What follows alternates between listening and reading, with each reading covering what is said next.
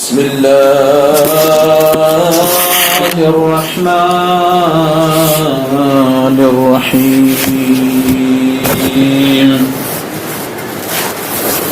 وإذ قلتم يا موسى لن نؤمن لك حتى نرى الله جهرة فأخذتكم الصاعقة وأنتم تنظرون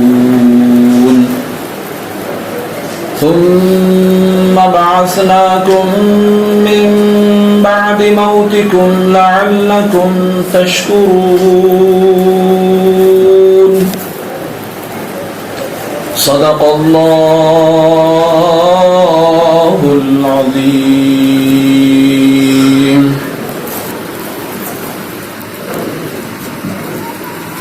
آئیے سب سے پہلے ہم اور آپ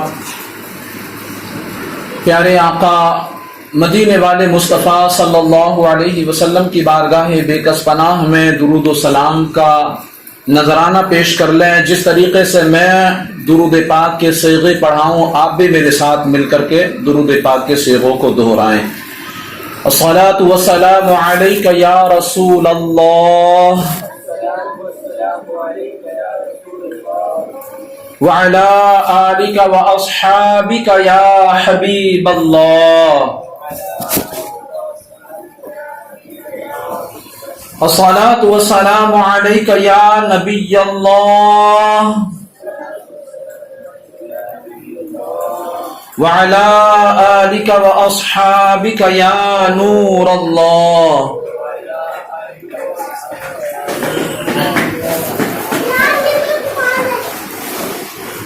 نویت سنت الاعتکاف. پیارے اسلامی بھائیوں، اس کا وضو نہیں جو نبی پاک صلی اللہ علیہ وسلم پر درود پاک نہ پڑھے.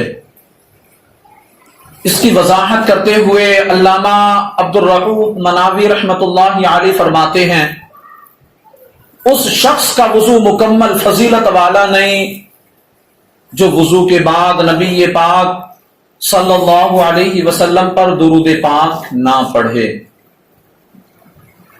صلو علی الحبیب صلی اللہ تعالی علی محمد صلی اللہ علیہ وآلہ وسلم. پیارے اسلامی بھائیوں، اللہ پاک کے نبی حضرت سیدنا موسیٰ علیہ السلام توریت شریف لینے کے لیے کوہ طور پر تشریف لے گئے. پیچھے بنی اسرائیل نے بچڑے کی پوجا شروع کر دی.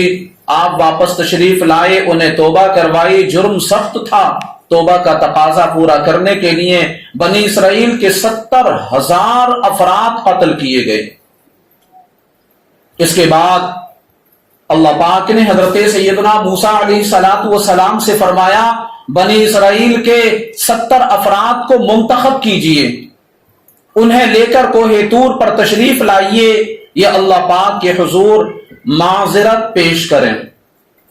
یہ اللہ پاک کی طرف سے ایک بڑے انعام نوازی، کرم نوازی تھی کہ تھے یہ مجرم، اس کے باوجود ان پر عذاب نہیں اترا بلکہ انہیں توبہ کی توفیق بخشی، پھر معذرت پیش کرنے کی اجازت عطا فرمائی. یہ 70 افراد وہ تھے جو بچڑے کی پوجا میں شریک نہیں تھے. ان کو اپنے حضور حاضری کا شرف بھی بخش دیا. مگر یہ عجیب لوگ تھے، جرم کرتے، اللہ پاک انعام فرماتا، یہ بجائے شکر کرنے کے ایک اور جرم کر ڈالتے. اس وقت ایسا ہی معاملہ ہوا. یہ 70 افراد کوہ طور پر آئے تھے کہ اللہ پاک کے حضور توبہ کریں، معذرت پیش کریں. مگر انہوں نے کیا کیا؟ اللہ پاک کلام مقدس میں ارشاد فرماتا ہے وَإِذْ قُلْتُمْ، اور یاد کرو جب تم نے کہا، یعنی اے بنی اسرائیل یہ واقعہ بھی یاد کرو تمہارے بڑوں میں سے 70 افراد کو کوہ طور پر بلایا گیا تھا. انہوں نے اللہ پاک کے حضور معذرت پیش کرنے، شکر ادا کرنے کی بجائے الٹا گستاخی کی. کہنے لگے یا موسیٰ لن نؤمن لک حتی نری اللہ جہرہ، اے موسیٰ ہم ہرگز تمہارا یقین نہیں کریں گے جب تک اعلانیہ خدا کو نہ دیکھ لیں. ان کی اس گستاخی کی انہیں سزا ملی. فرمایا گیا فَأَخَذَتْكُمُ الصَّاعِقَةُ وَأَنْتُمْ تَنْظُرُونَ، تو تمہارے دیکھتے ہی دیکھتے تمہیں کڑک نے پکڑ لیا. یعنی ان 70 افراد پر آسمان سے کڑک آئی، بجلی گری. دیکھتے ہی دیکھتے یہ 70 کے 70 باری باری موت کے گھاٹ اتر گئے. اب جب یہ 70 افراد مر گئے تو حضرت سیدنا موسیٰ علیہ السلام کو ان پر رحم آیا. آپ نے عرض کیا اے اللہ پاک یہ 70 یہاں مر جائیں گے تو میں بنی اسرائیل کو کیا جواب دوں گا؟ لہذا اے رحمان و رحیم مولا، اے مالک حقیقی، رحم فرما، انہیں دوبارہ زندہ فرما دے. سیدنا حضرت موسیٰ علیہ السلام کی تو یہ دعا قبول ہوئی. اور پھر مالک حقیقی اللہ پاک نے ارشاد فرمایا ثم بعثناکم من بعد موتکم لعلکم تشکرون،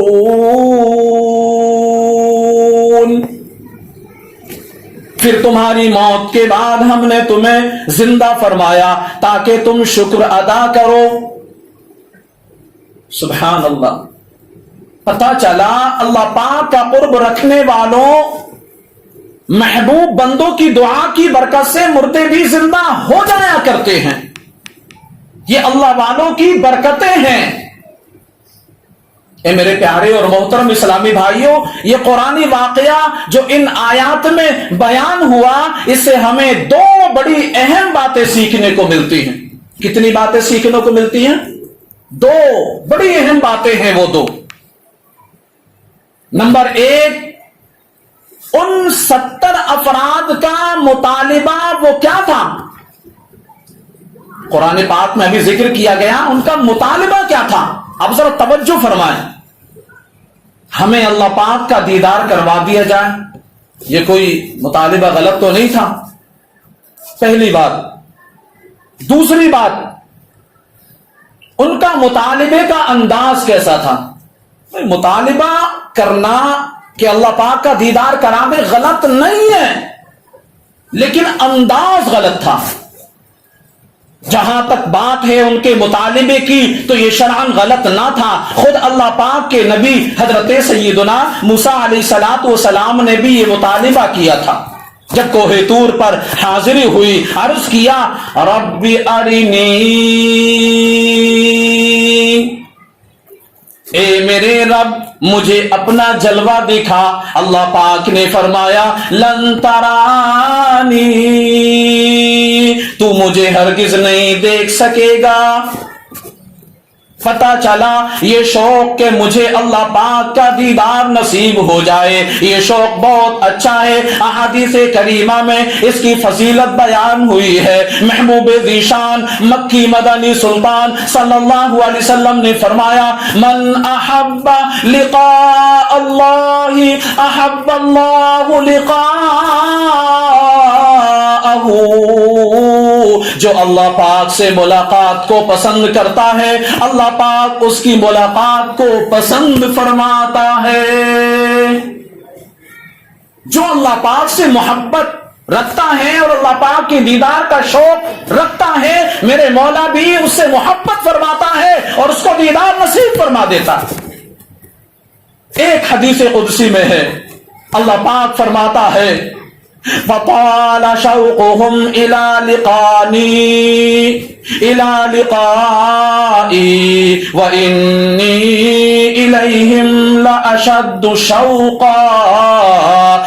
نیک لوگ مجھ سے محبت کرتے ہیں, مجھ سے ملنے کا بہت شوق رکھتے ہیں, اور میں ان کی ملاقات کا ان سے زیادہ مشتاق ہوں. اب ذرا دیکھیں, حضرت بشر حافی رحمت اللہ تعالی علیہ بہت بڑے ولی اللہ ہوئے ہیں. آپ کے انتقال کے بعد کسی نے آپ کو خواب میں دیکھا, پوچھا شیخ وراق اور شیخ نصر کس حال میں ہیں؟ فرمایا اللہ پاک نے انہیں جنتی نعمتیں عطا فرمائی, خوب مزے سے کھاتے پیتے ہیں. خواب دیکھنے والے جس نے خواب دیکھا تھا پوچھا آپ پر کیا عنایت ہوئی؟ بشر حافی, اللہ پاک نے آپ کے ساتھ کیا معاملہ فرمایا, آپ کے ساتھ کیا عنایت ہوئی؟ فرمایا اللہ پاک کو معلوم ہے مجھے کھانے پینے میں رغبت نہیں ہے, لہذا اللہ پاک نے مجھ پر کرم فرمایا, اور ایسا کرم فرمایا کہ مجھے اپنے دیدار سے نواز دیا, اپنے دیدار سے نواز دیا. یہ سب سے بڑی کرم نوازی ہے, یہ سب سے بڑی کرم نوازی ہے. حضرت حارث بن ابو اوفا رحمت اللہ تعالی علیہ اللہ پاک کے نیک بندے ہوئے ہیں. آپ کا ایک پڑوسی غیر مسلم تھا, ایک مرتبہ وہ بیمار ہو گیا, آپ اس کی عیادت کے لیے گئے. اللہ پاک کی رحمت کے بھروسے پر فرمایا کلمہ پڑھ لو, میں تمہارے لیے جنت کی ضمانت دیتا ہوں, میں تمہارے لیے جنت کی ضمانت دیتا ہوں. غیر مسلم نے کہا جنت سے بھی اعلیٰ چیز کی ضمانت دیجئے. اللہ اللہ. آپ نے پھر فرمایا اللہ پاک کی رحمت کے بھروسے پر فرمایا ٹھیک ہے کلمہ پڑھ لو, میں تمہیں اللہ پاک کے دیدار کی ضمانت دیتا ہوں. اللہ اکبر. یہ سنا تو غیر مسلم نے شوق دیدار الہی میں کلمہ پڑھا, مسلمان ہو گیا. خدا کا کرنا یوں ہوا کہ وہ اسی بیماری میں مر گیا. اس کی موت کے بعد ایک دن حضرت حارث رحمت اللہ علیہ نے اسے خواب میں دیکھا, پوچھا کیا گزری؟ کہا میری روح کو اللہ پاک کی بارگاہ میں پیش کیا گیا. اللہ پاک نے فرمایا تو نے میرے دیدار کے شوق میں کلمہ پڑھا تھا, فَلَكَ الرِّضَاءُ وَاللِّقَاءُ, تمہیں اپنی رضا اور دیدار دونوں عطا کر دیے. یہ ہے شوق دیدار اور پھر کرم نوازی رب کی. ایک وضاحت کر دوں, دنیا میں جاگتی آنکھوں کے ساتھ اللہ پاک کا دیدار شرعاً جائز نہیں. صرف و صرف پیارے آقا امام الانبیاء محبوب کبریا جناب محمد الرسول اللہ صلی اللہ علیہ وسلم کو یہ رتبہ نصیب ہوا. آپ کے سوا کسی کو نہیں مل سکتا یہ رتبہ. اس لیے دنیا میں جاگتی آنکھوں کے ساتھ اللہ پاک کا دیدار ملنے کی دعا ہم نے نہیں کرنی, ہم نہیں کر سکتے. ہاں دل میں اس کا شوق رکھیے, کیا خبر خواب میں یہ سعادت مل جائے. یہ بھی نہ ہوا تو انشاءاللہ عز و جل جنت میں تو ہر مسلمان کو یہ سعادت نصیب ہوگی. اللہ پاک ہمیں ایمان پر استقامت نصیب فرمائے. کہہ دو آمین. اے میرے پیارے اور محترم اسلامی بھائیوں, بنی اسرائیل کے ان 70 افراد کا یہ مطالبہ شرعاً درست تھا, مگر انہوں نے جس انداز میں یہ مطالبہ کیا وہ انداز غلط تھا, وہ انداز غلط تھا. انہوں نے کیا کہا؟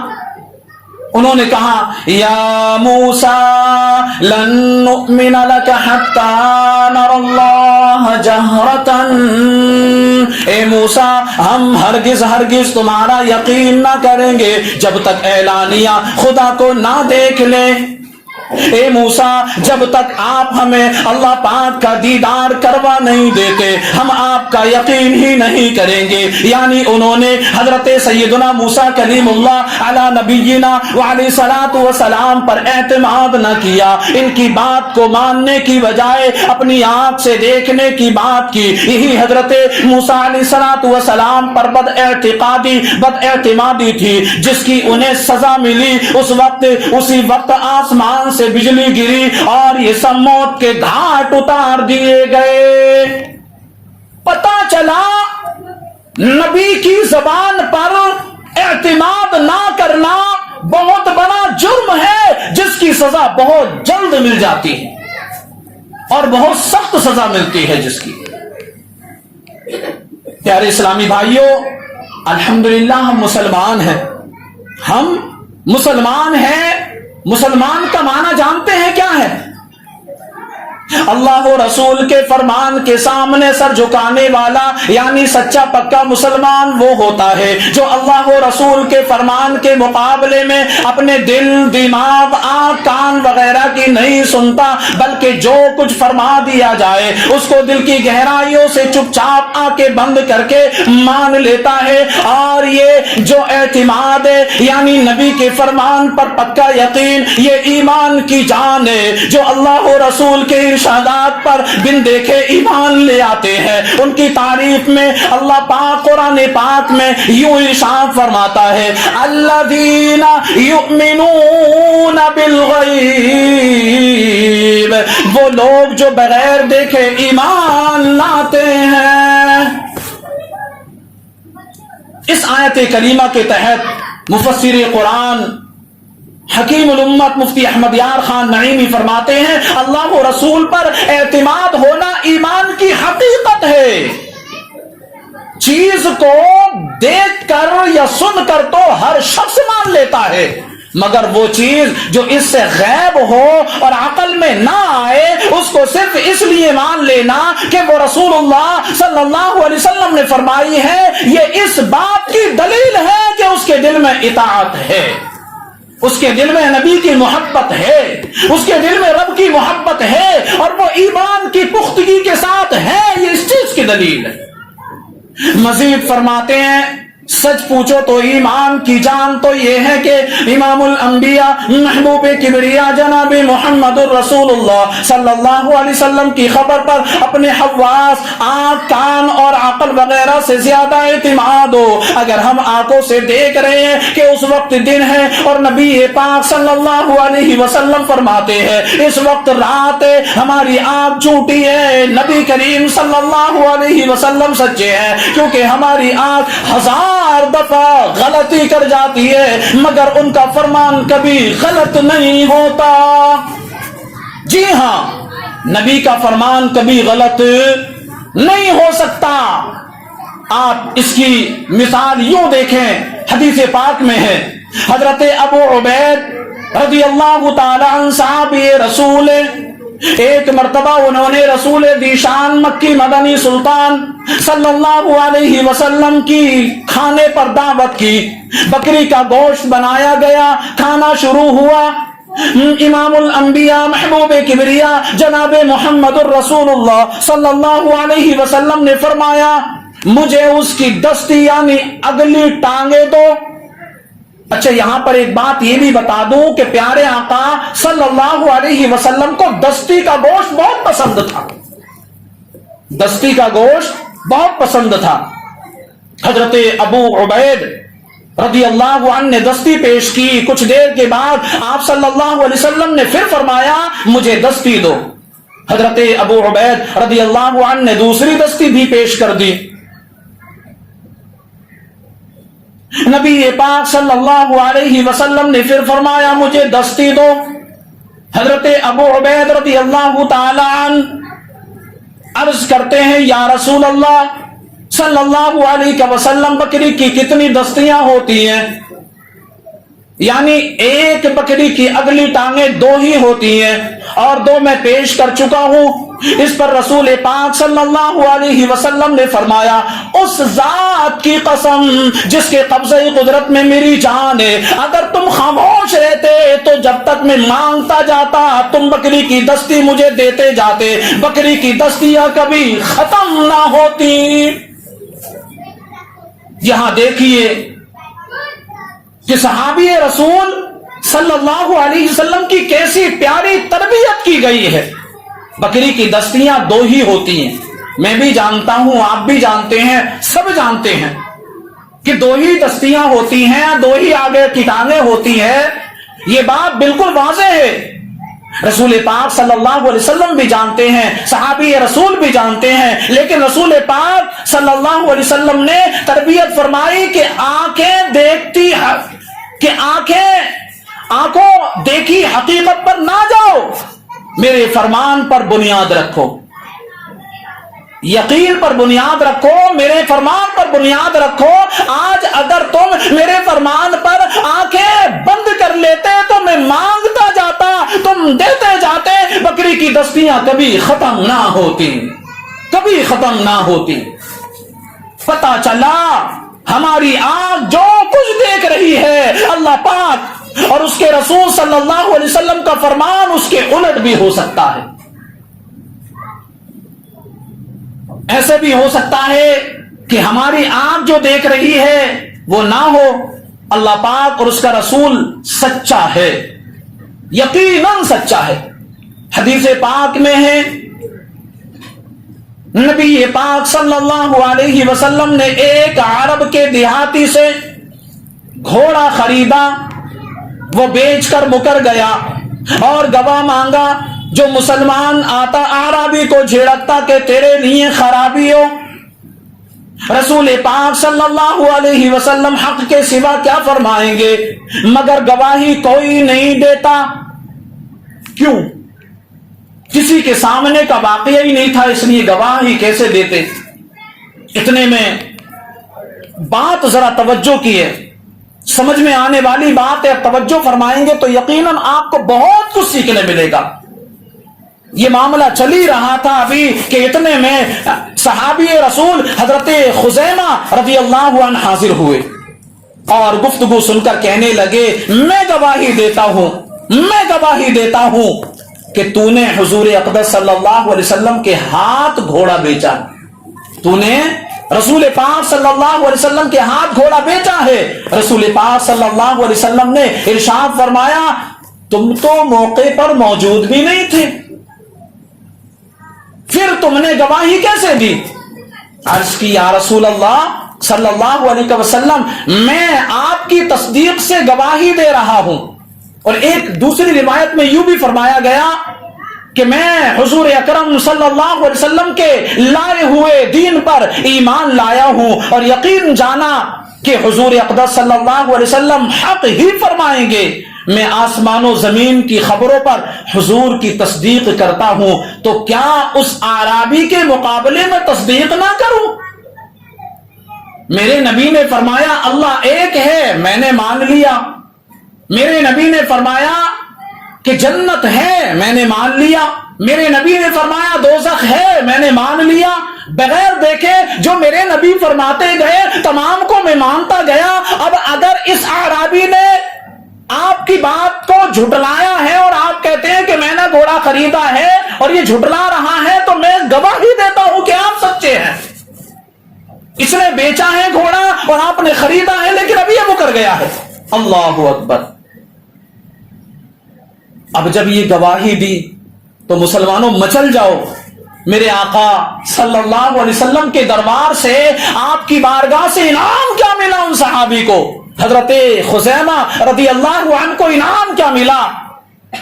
اس کے انعام میں حضور اقدس صلی اللہ علیہ وسلم نے ہمیشہ ان کی گواہی دو مردوں کی گواہی کے برابر فرما دی۔ ارشاد فرمایا خزیمہ جس کسی کے نفع یا نقصان کی گواہی دیں گے، ایک انہی کی گواہی کافی ہو جائے گی۔ اگر کسی کی شہادت لی جائے، مثلا ابھی رمضان المبارک کا چاند نظر آیا تو اس میں دو لوگوں کی شہادت دینا ضروری ہے، لازمی ہے۔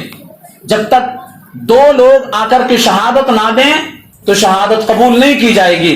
لیکن نبی پاک صلی اللہ علیہ وسلم نے وہ مرتبہ اپنے صحابی حضرت خزیمہ رضی اللہ تعالیٰ عنہ کو عطا فرما دیا کہ یہ اکیلے آ کر کے اگر کسی بات کی گواہی دے دے تو ان کی گواہی قابل قبول مان لی جائے گی۔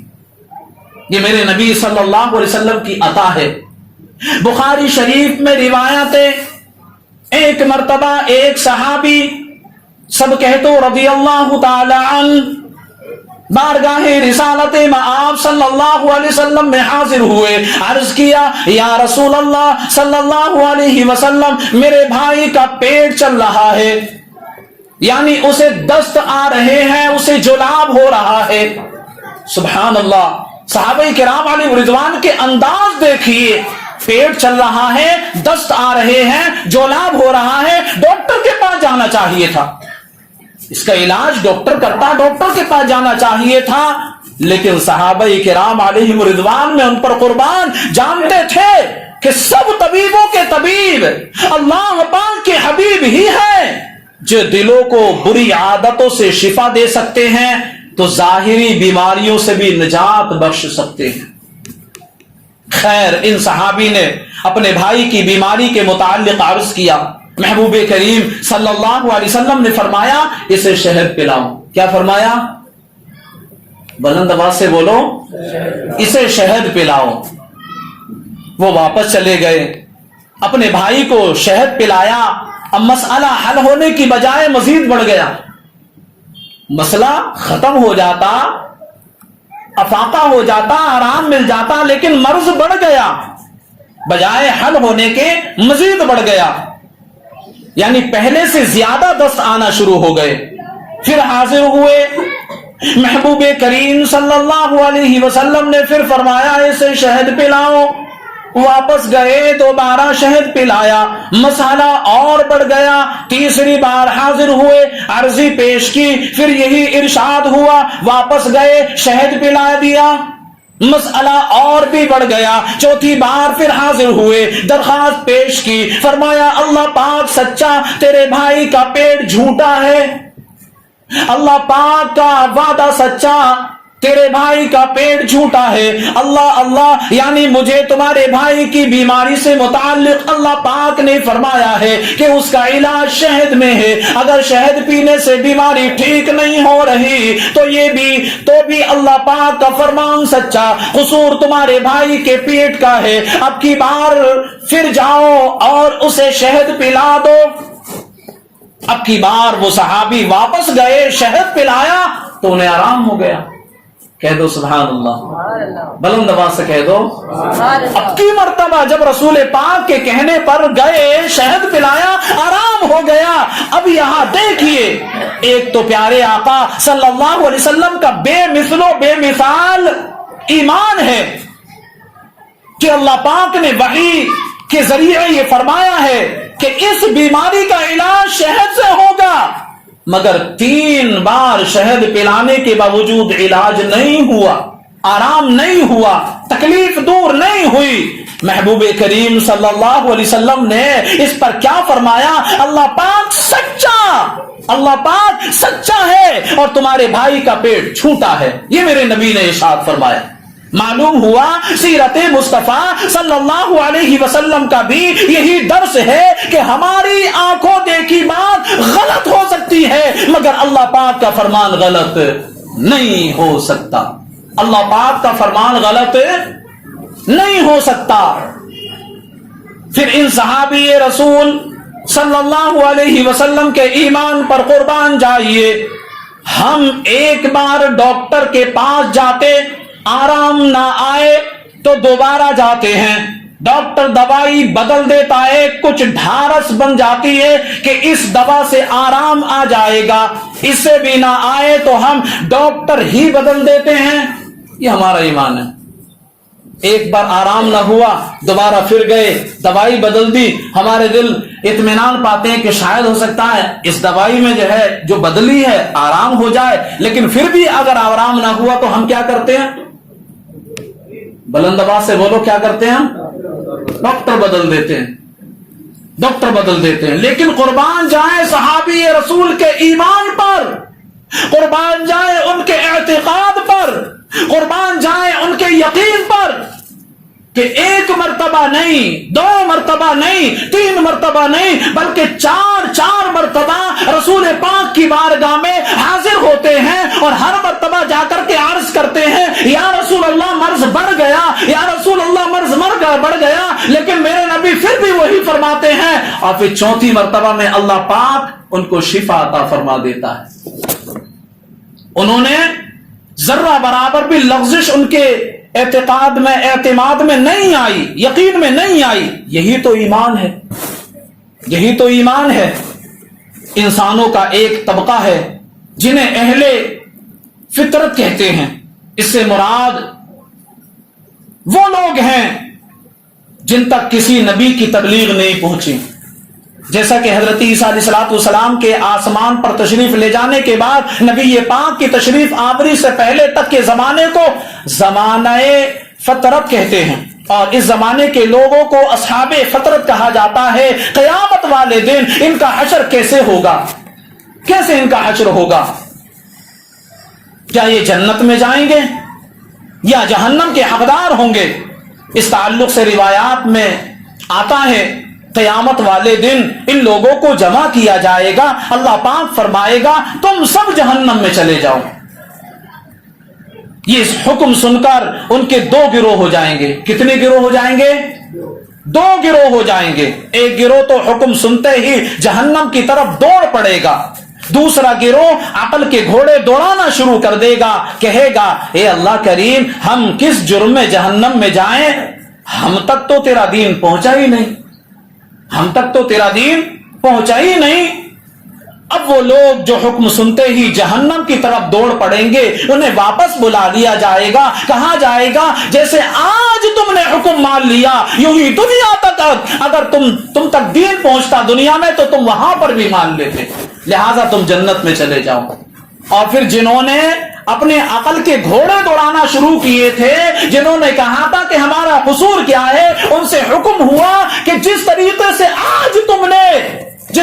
آج تم نے میرا حکم نہیں مانا، اگر دنیا میں تم تک دین پہنچا دیا جاتا تب بھی تم نہ مانتے، تب بھی تم دین کی پیروی نہ کرتے، لہذا جاؤ ان کو جہنم میں ڈال دیا جائے.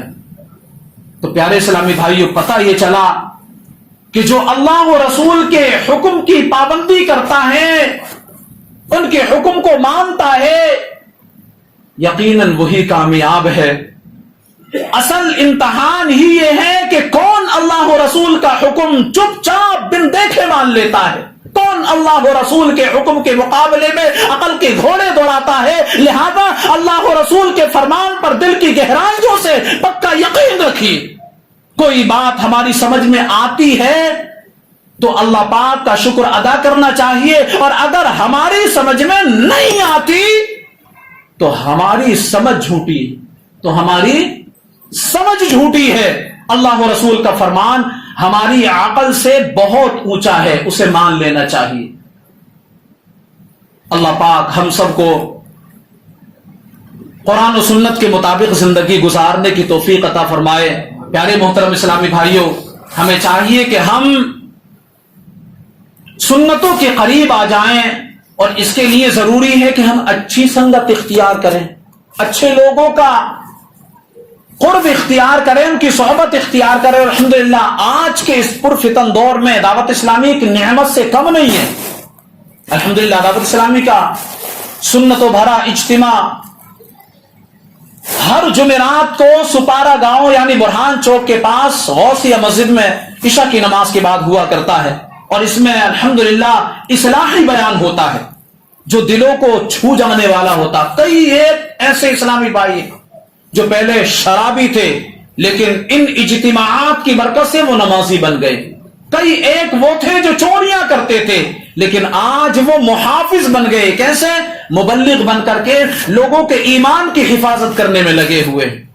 کئی ایک والدین کے نافرمان تھے جن سے محلہ تک تنگ تھا، لیکن الحمدللہ اس اجتماع کی برکت سے وہ ایسے فرما بردار بنے کہ محلوں میں ان کے چرچے ہونے لگے. آپ سے بھی عرض ہے آپ بھی ان اجتماعات میں ضرور شرکت کیجئے، اپنی اولاد کو بھی کروائیے، اپنے دوست احباب کو بھی ان اجتماعات میں شرکت کروائیے. انشاءاللہ اس کی برکتیں آپ کو نصیب ہوں گی. اللہ پاک ہم سب کو کہنے سننے سے زیادہ عمل کرنے کی توفیق عطا فرمائے. وما علینا الا البلاغ. سبھی اسلامی بھائی کھڑے ہو جائیں، صفوں کو درست فرما لیں، جو صفوں میں جگہ آگے باقی ہے اس کو پر کر لیں.